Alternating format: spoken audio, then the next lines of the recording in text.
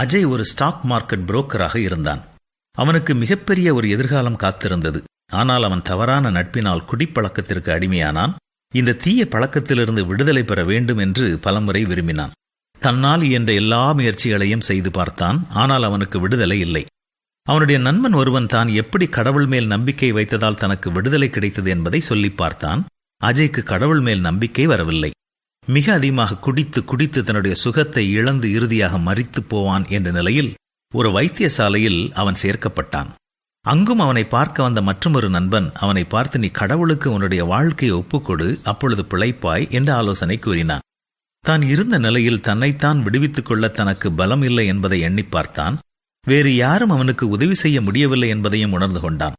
தன் அறையில் ஒருவரும் இல்லாத நேரத்தில் தன்னுடைய படுக்கையில் உட்கார்ந்து கொண்டு, கடவுள் ஒருவர் இருந்தால் எனக்கு அவர் காட்சி தர வேண்டும் என்றான். அவன் இருதயத்தில் இருந்து வந்த அந்த விண்ணப்பத்திற்கு பதில் கொடுக்கும்படி கடவுள் அந்த அறையை வெளிச்சத்தால் நிரப்பினார். அவன் புரிந்து கொள்ள முடியாத ஒரு மன அமைதி பெற்றான். அன்று முதல் அவனுடைய வாழ்விலே ஒரு பெரிய மாற்றம் ஏற்பட்டது.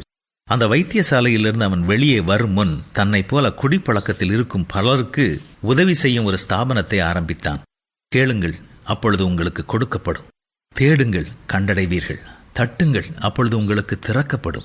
இன்று உங்களுடைய பிரச்சனை குடிப்பழக்கமாக இல்லாமல் இருக்கலாம். ஆனால் எந்த பாவப்பழக்கத்தில் நீங்கள் அடிமைப்பட்டு இருந்தாலும் இயேசு உங்களுக்கு விடுதலை தருவார். குமாரன் உங்களை விடுதலையாக்கினால் மெய்யாகவே விடுதலை ஆவீர்கள்.